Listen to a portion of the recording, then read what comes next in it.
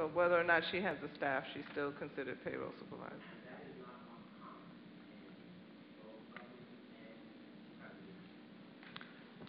Another question. Looking at her work experience, well, the first is education. It says candidate for certified bookkeeper. I don't know what that means. Union County College, Cranford, candidate for certified bookkeeper. I mean, she could be, but I mean, I don't see any credentials.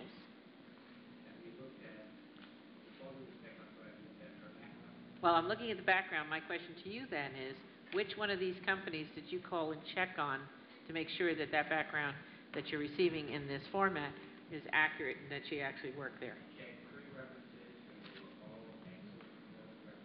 Okay, references related to these positions? Okay. I still don't know what candidate for certified bookkeeper means. She hasn't got it.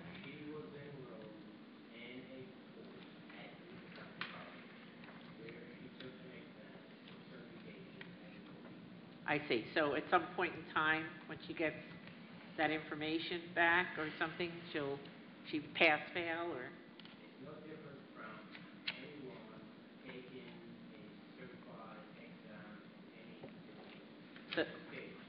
She pursued a certification. Okay, so she's pursued it because it says August 2008. She just recently pursued the test?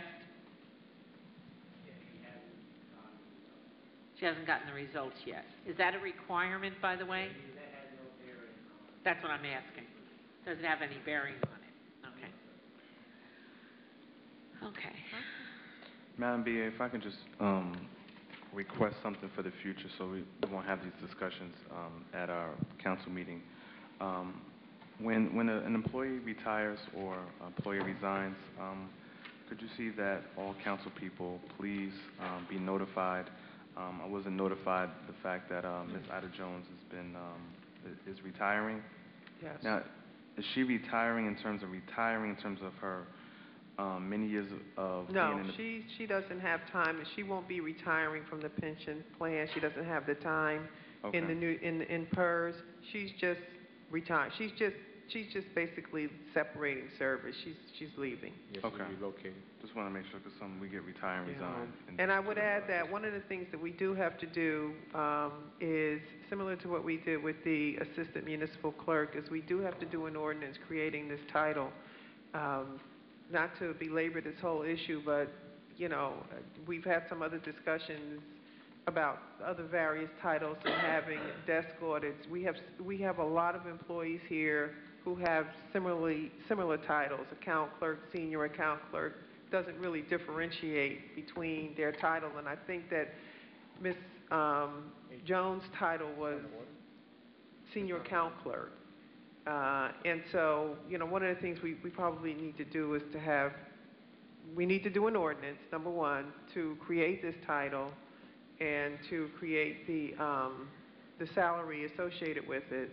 And then, discussion for another day. We really do need to do some desk audits. And what I would like to see also, if Councilwoman Riggs brought up an interesting point that she doesn't necessarily have to be called a payroll supervisor. There's other titles within DOP that we can bring somebody in if we're looking at cutting costs to maybe find something, a title that's we can afford and maybe decrease the salary and get someone in at a much lower rate. When I discussed this with Mr. Mapp, one of the things we did when we knew that eventually someone would have to come in to that spot, again, going back to my previous comment about what the title, we went and we did look on the DOP website and looked at various titles to see what really reflected the job duties. And I don't know, did you bring the DOP job title?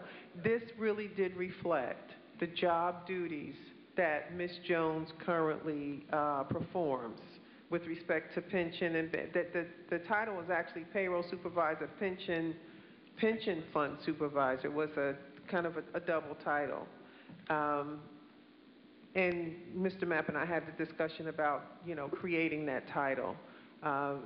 So this is a title, this is not the exact DOP title, because I think the DOP title said / pension fund supervisor also, and it supervises the function of, you know, overseeing the pension fund with respect to employees and the payroll process. But, you know, I just wanted to mention that. And I think we're bringing her in considerably less than what Ida is leaving at, so, it's not like we're bringing her in at the same rate of pay.